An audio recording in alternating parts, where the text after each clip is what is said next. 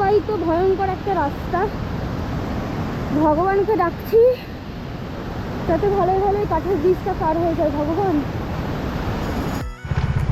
Hello বন্ধুরা, welcome to my channel. তো off-road experience কিন্তু এখনও বাকি আছে। তো আজকের ভিডিওটা কিন্তু পুরো অফরোড এক্সপিরিয়েন্স নিয়ে তৈরি। তো তোমরা জানিও যে কার কার অফরোড রোডে রাইড করতে ভালো লাগে, সেটা কিন্তু অবশ্যই আমাকে কমেন্টে জানিও। আর আজকের ভিডিওতে অনেক ধরনের কিন্তু ভয়ের একটা ব্যাপার থাকছে। আমরা তো প্রচণ্ড ভয় পেয়েছিলাম। আমি জানি না মিষ্টুদা আর বিলাকি ভয় পেয়েছিল কিনা, কিন্তু আমি আর রিয়াদি প্রচণ্ড ভয় পেয়েছিলাম। তো সব কিছুই থাকছে তোমাদের এই ব্লগে, দেখতে থাকো। আর নর্থ সিকিমে যেই বন্যায় কত কি নষ্ট হয়ে গেছিলো সবটাই এই ভিডিওতেই তুলে ধরবো। তো পুরো ভিডিওটা দেখতে থাকো আর সঙ্গে থাকো। আর কেমন লাগলো অবশ্যই কিন্তু কমেন্টে জানিও।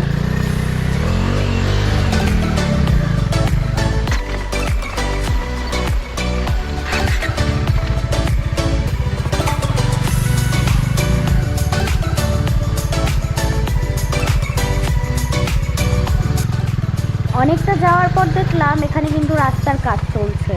আর এখানে দেখো, এখানে অনেক মানে সব ইয়াং মেয়েরাও কিন্তু এই রাস্তার কাজের সঙ্গে যুক্ত। মানে আমি এগুলো দেখে অবাক হয়ে যাই যে আমাদের পশ্চিমবঙ্গে যারা ইয়াং মেয়ে আছে তারা পড়াশোনা করে, অনেকে মানে কি বলবো, বন্ধু বান্ধব, টিউশন, পড়াশোনা। কিন্তু এখানকার দেখলাম অনেক বাচ্চা মেয়েরাও কিন্তু এখানে প্রকৃতির সাথে বেশ তাল মিলিয়ে চলে। মানে যেটা বলতে চাইছি যে ওরাও কিন্তু এই রাস্তা তৈরির কাজে কিন্তু ওরা বেশ নিজেদেরকে নিয়োগ করেছে। তো এইগুলো আমি রাস্তায় দেখতে গেলাম, অনেক মহিলারা তারাও কাজ করছে। আর এই ব্রিজটা হচ্ছে বন্যার সময় ভেঙে গেছিলো, সেটাই আমি বিলাকে বলছিলাম।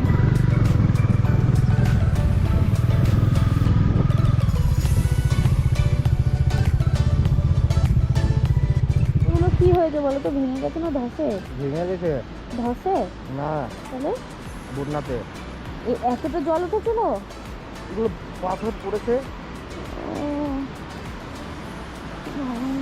ওইদিকে, পাথরটাই পাহাড়টাই ধস করে নেমে গেছে। ও ভয় করছে কিন্তু আমার।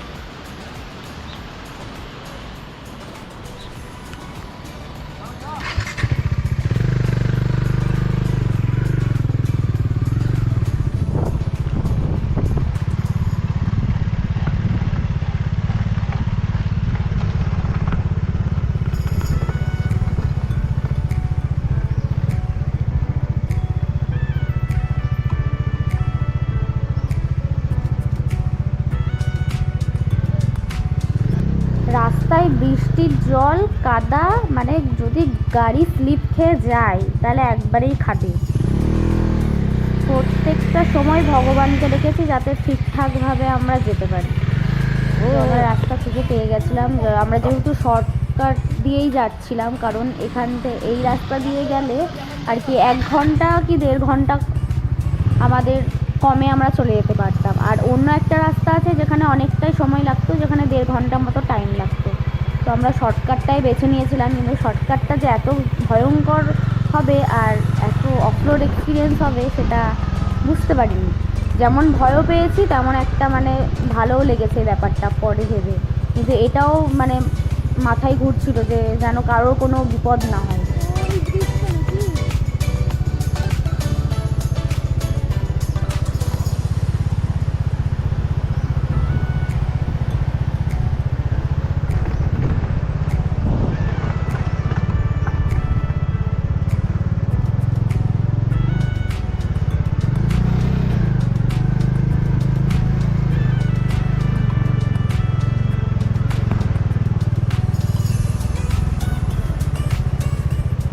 সামনেই একটা কাঠের ব্রিজ আছে, যেহেতু ওই বড় ব্রিজটা ভেঙে গেছিলো বন্যার জন্য, তো সেটা এখনও অন্য দিক থেকে তৈরি হচ্ছে।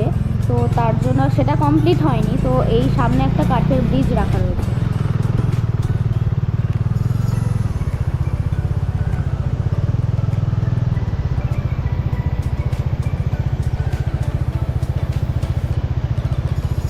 আমি কি নেমে যাবো?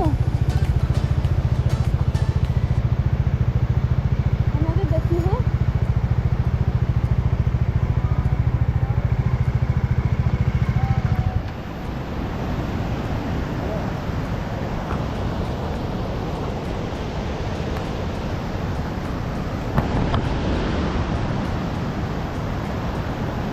স্রোতবাহিত ভয়ঙ্কর একটা রাস্তা। ভগবানকে ডাকছি যাতে ভালোই ভালোই কাঠের ব্রিজটা পার হয়ে যায়। ভগবান রক্ষা করো। জয় শ্রীরাম, জয় বজরংবলী।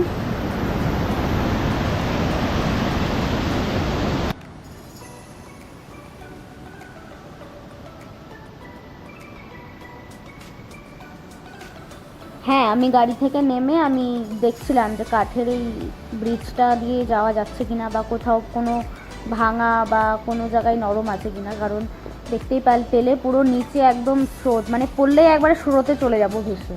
ওই কারণে আমি নিচে নেমে দেখছিলাম।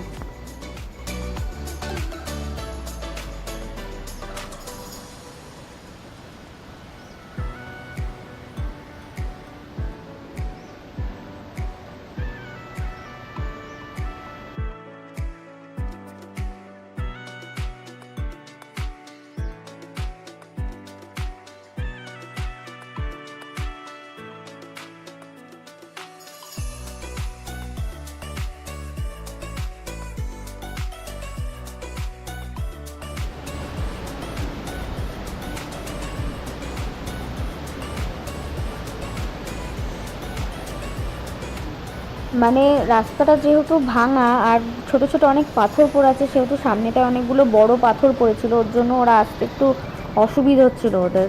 তো কোনো রকম সেটা কাটিয়ে আর কি তারা পৌঁছালো। তো আমরা এখানে দাঁড়িয়ে ভিডিও করছি আর ভগবানকে ডাকছি যাতে ঠিকঠাকভাবে যাতে ব্রিজটা ক্রস করতে পারে।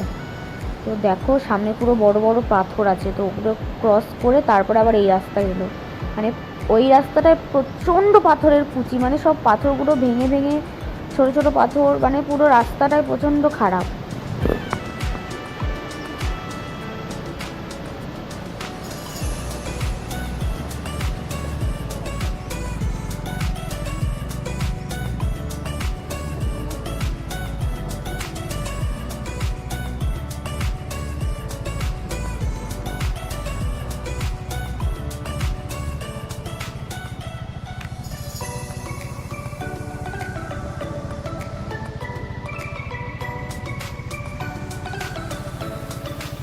প্রচণ্ড খাড়া রাস্তা, তার মধ্যে দেখো সব পাথরের টুকরো পড়ে, তাহলে গাড়ি কি করে উঠবে?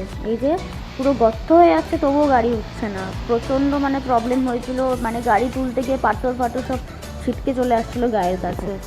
তো এই হচ্ছে আমাদের অফরোড এক্সপিরিয়েন্স। মানে ভয় তো পেয়েছিলাম, তার পরবর্তীতে দেখতে পাবে যে মিষ্টুদারা পড়ে গেছিলো, মানে এতটাই খাড়া রাস্তা ছিল যে মিষ্টুদা আর রিয়াদি পুরো বাইক নিয়ে পড়ে গেছিলো।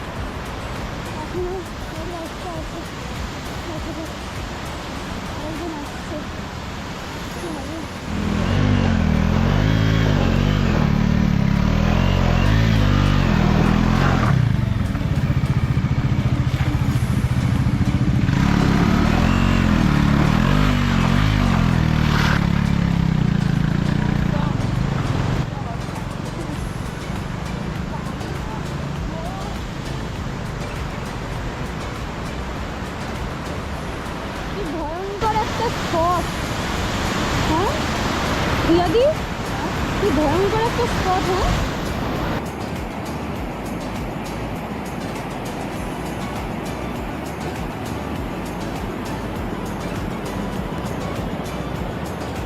ওই যে ওইখানে ওই পতাকাটা দেখতে পাচ্ছ, ওটার নিচে একটা কাঠের ব্রিজ আছে একদম পাতলা।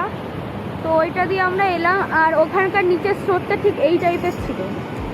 আমি গোপ্রোতে ভিডিওটা তুলেছি, আমি যখন ছাড়বো মানে যা একটা এক্সপিরিয়েন্স হলো তোমাদের সাথে অবশ্যই শেয়ার করবো আমি লোকেশানে পৌঁছে। এইটা হচ্ছে আমাদের আজকে কি বলবো অফরোড এক্সপিরিয়েন্স। আর এগুলো সব বন্যার সময় ধস নেমেছিল, এটা হচ্ছে ওই জায়গা, পুরো ধসে কিচ্ছু নেই, এই অবস্থা হয়ে আছে। এখনো টুকটাক কিছুটা কাজ চলছে, এখনো বাকি রয়েছে। আর ওখান থেকে বাইক তুলতে প্রচণ্ড কষ্ট হয়েছে ওদের, আর আমরা প্রচণ্ডভাবে ভয় পেয়েও ছিলাম। ওই যে ওই ব্রিজটা,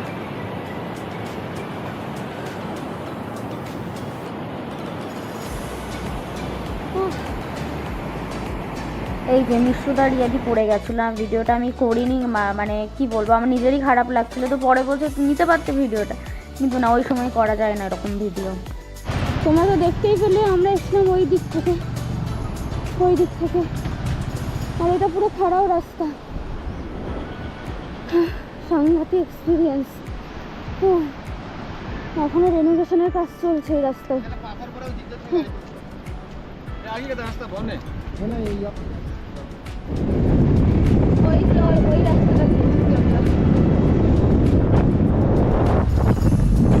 অনেকে ওই রাস্তা দিয়ে আসা যাওয়া করছে, কিন্তু তাদের গাড়ি কিন্তু আটকে গেছিলো। তো আমরা যেতে যেতে, আমাদের আগে একজন দাদা ছিল, ওরা রয়্যাল সামথিং কিছু একটা গাড়ি নিয়ে এসেছিলো, আমার তো গাড়ির সম্বন্ধে আইডিয়া নেই। তো ওই দাদাদের কি হয়েছে, ওটা দিয়ে উঠতে গিয়ে মানে গাড়ির কিছু একটা পুড়ে গেছে। তো তারা ওখানে একটা রুম নিয়ে, মানে রুম তো নয়, ওখানে যাই হোক কারো একটা ছোটো ঘর ছিল, সেখানে ওরা স্টে করে গেছে। কারণ গ্যারেজের লোক গ্যাংটক বা ওখানকার যে কোনো একটা শহর থেকে আসতো, তো সেখান থেকে আসবে, তারপর গাড়ি ঠিক হবে, তারপরেই মানে তারা আর কি করতে পারবে, রাইড করতে পারবে। তাছাড়া আজকে সারা দিনটা দাদারা ওখানেই থেকে যাবে, কালকে সকালে ওরা বেরোবে, গাড়ি যতক্ষণ না ঠিক হচ্ছে। তো পাহাড়ে এটা একটা কিন্তু সমস্যা। ওই রাস্তায় ছেলেটা গেল যে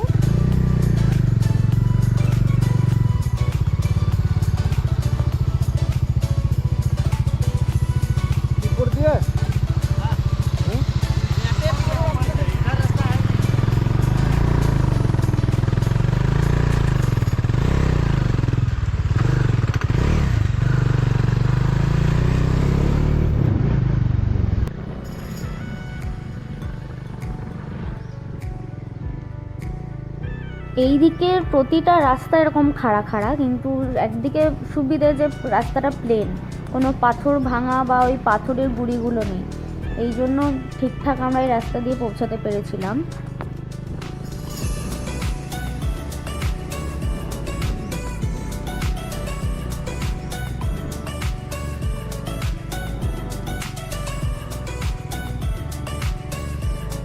আমি তো বললাম যে গাড়ি খারাপ হয়ে গেলে কিন্তু ওটা একটা সমস্যা, যদি তুমি গাড়ির সম্বন্ধে কিছু না জেনে থাকো, বা গাড়ির পার্টস, নাট পার্ট কী সব, স্ক্রু ড্রাইভার, গাড়ি যেগুলো লাগে, তো সেইগুলো যদি তুমি ব্যাকআপ না নিয়ে আসো, তাহলে কিন্তু তোমার গাড়ি প্রবলেম হয়ে গেলে, তাহলে কিন্তু তুমি একদিন কেন, তুমি 2 দিন হলেও সেখানে আটকে যেতে পারো। আর যেহেতু নর্থ সিকিমে মানে লাচুং ঢুকে গেলে সেখানে কিন্তু প্লাস্টিকের কিছু অ্যালাউ নেই, আর পেট্রোল পাম্পও সেভাবে পাবে না। তো তার জন্য কিন্তু তোমাদের পেট্রোল ক্যারি করতে হবে, আর সেটা কিন্তু প্লাস্টিকের বোতলে যদিও বা ক্যারি করো, কিন্তু সেটা তোমাদের একদম লুকিয়ে চুরিয়ে।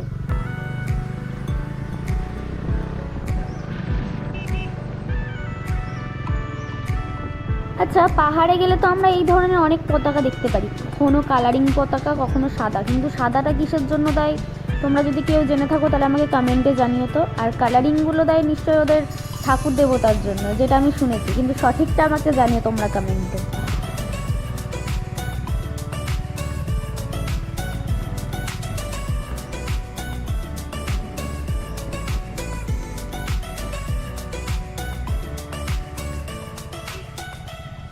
লাচুংয়ের প্রত্যেকটা রাস্তায় কিন্তু ডিফেন্সের লোকরা কিন্তু ছিল, বেশ তারা কিন্তু ভীষণ সাপোর্ট করছিল ব্যাপারটা, মানে যদি রাস্তায় কোনো প্রবলেম হয় বা কিছু, তারা কিন্তু অল টাইম তারা কিন্তু সাহায্যের জন্য হাত বাড়িয়ে রয়েছে। তো এই ভয়টা বেশ, মানে রাস্তায় যদি কোনো প্রবলেম হয় বা কিছু, তো এই ভয়টা আমরা আর পাচ্ছিলাম না, কারণ প্রত্যেকটা রাস্তায় মানে ডিফেন্সের লোক দাঁড়িয়েছিল।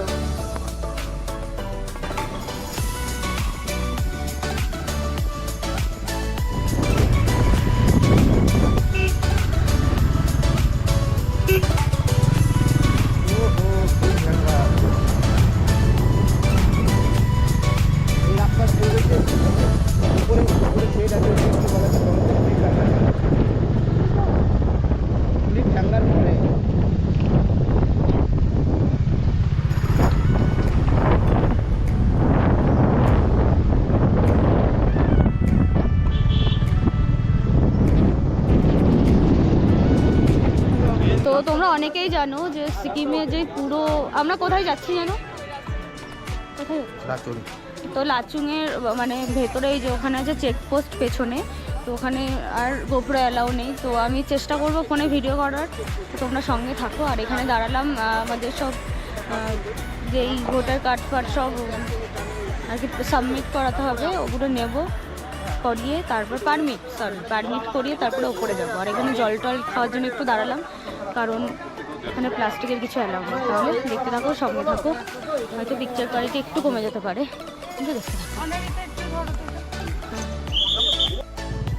সত্যি বলতে নর্থ সিকিমের আমি এত খারাপ রাস্তা দেখলাম, যেগুলো বন্যাতে আর কি সব নষ্ট হয়ে গেছে, ধ্বংস হয়ে গেছে, কিন্তু এই রাস্তাটা দেখে, মানে এই জায়গাটা দেখে আমার প্রচণ্ড কান্না পেয়েছিল, পুরো মন থেকে বলছি।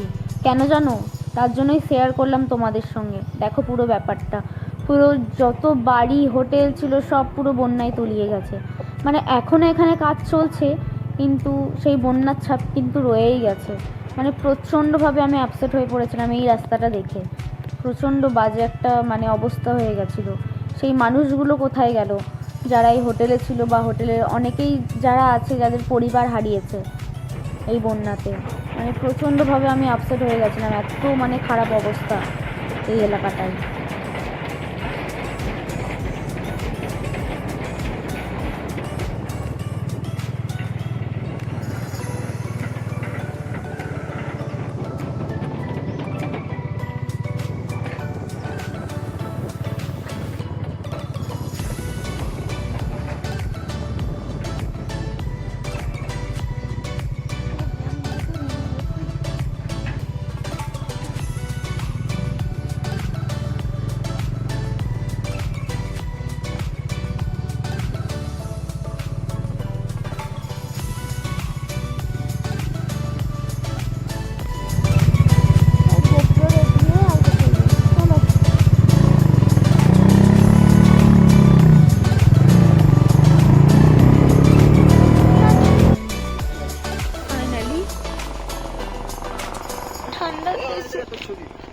সুন্দর চকচক করছে।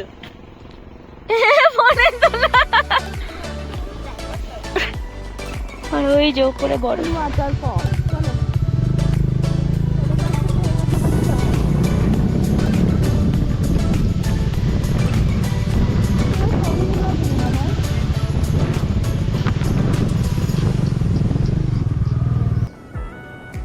আমরা কিন্তু প্রবেশ করে গেছি লাচুংয়ে। আর এখানে যেহেতু গোপ্রো অ্যালাউ নেই, সেহেতু এই ভিডিওগুলো আমার ফোনেই করা। আর কিছু কিছু ভিডিও আমি চুপ করেও করেছি, কারণ প্রচণ্ড ভয় লাগছিল যদি বাই চান্স ওরা ক্যামেরার এই মানে গোপ্রোর ব্যাপারে কিছু জেনে যায় বা কিছু, তখন তারা সেটা স্যালেন্ডার করে নেবে, মানে আর পাবোই না সেটা। আর সত্যি বলতে গোপ্রোটা আমার নয়, গোপ্রোটা ছিল সঞ্জয়ের। আর এত সুন্দর একটা ক্যামেরা, এত সুন্দর একটা মানে ছবি আসে, সেটার জন্য আমি পুরো প্রেমে পড়ে গেছি। তো আমার ইচ্ছে আছে একটা সঞ্জয়ের মতো একটা গোপ্রো নেওয়ার, দেখা যাক সেটা নিতে পারি কিনা। এই জন্য ব্লগগুলো এত সুন্দর সুন্দর হয়েছে বলে আমি এত ভালো করে এডিট করে আর কি ছেড়েছি। তো আমরা পৌঁছে গেছি লাচুংয়ে, বিকেলের মধ্যেই পৌঁছেছিলাম। এখানে এবার হোটেল দেখব, তো সবটাই শেয়ার করছি, দেখতে থাকো। কেন এখন আমরা আছি লাচুং, ওই দেখো বরফের পাহাড়। দেখি রুম দেখি।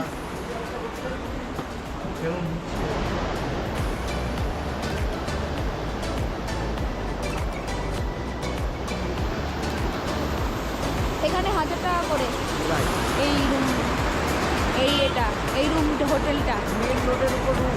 হ্যাঁ, দেখা যদি হয়ে যায়।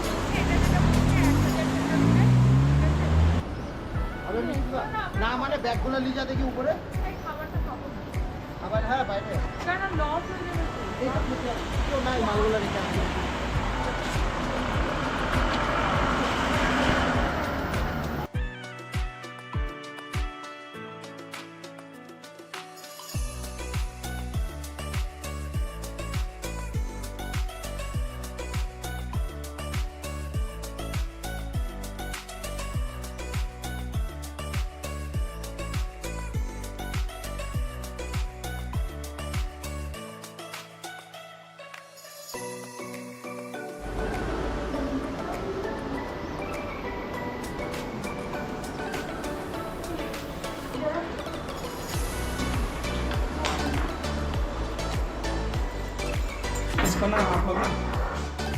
जाके आएंगे ना, वहाँ करके जाएंगे ना,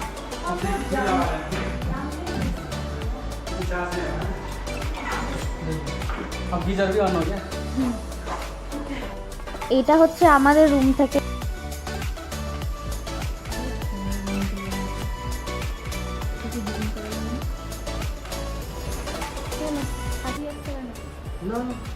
তিনতলায় উঠেছে রাইডার হওয়া বউকে নিয়ে ঘুরতে আসা এত সহজ নয়, ঠিক আছে ঠিক আছে। তারপর ব্যাগপত্র রেখে ফ্রেশ ট্রেশ হয়ে বেরিয়ে পড়লাম। এখন যাচ্ছি ক্যাফের সন্ধানে, কিছু খাবো। সবে বিকেল 5টা বাজে, জানি না কখন খাবো। একটা পেয়েছি, আর একটু এগিয়ে যাই, দেখি কি হয়, দেখলে ভাববো। বাপরে, দুজন মিলে একটু ঢং করছি, সেটাও আবার ক্যামেরায় তুলে ধরেছে, তো সেটাও ব্লগে দিয়ে দিলাম। আর প্লিজ ইগনোর মাই হাজব্যান্ড বুড়ি, ওটা জীবনেও কমবে না, আমার কিছু করার নেই, কান্না পাই মাঝে মধ্যে।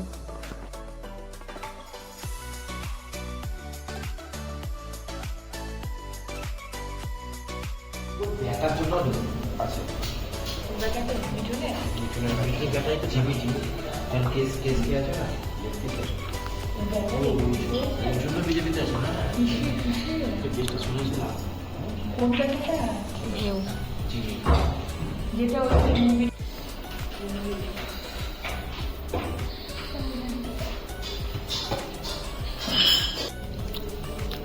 কেমন হালকার মধ্যে।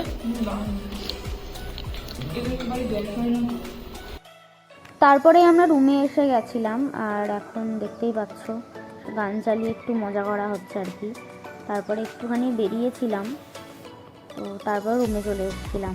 আর তাড়াতাড়ি ঘুমোতে হবে, কারণ পরের দিন তো আবার সকাল সকাল 0 পয়েন্ট যেতে হবে, কারণ ওখানে আবার সাবমিটের ব্যাপার আছে। কত তাড়াতাড়ি মানে 12টা অবধি নাকি অ্যালাউ করে, তারপর নাকি অ্যালাউ করে না। তো এটা হচ্ছে রুম থেকে ভিউ, পুরো অন্ধকার আর লাইট জ্বলছে জোনাকির মতো। তো আজকের ভিডিওটা এইটুকুই, ভালো লাগলে অবশ্যই একটা লাইক করে দিও, আর দেখা হচ্ছে নতুন কোনো ব্লগে। চলো তাহলে, টাটা। ডিনার চলছে 12টার সময়। ঠিক আছে, এটা কিসের ডাল গো? মুসুরির ডাল, ডিম ভাত। তো আজকের ব্লগটা এখানেই শেষ করছি, কালকের মর্নিংয়ে আবার একটা নতুন ব্লগ নিয়ে হাজির।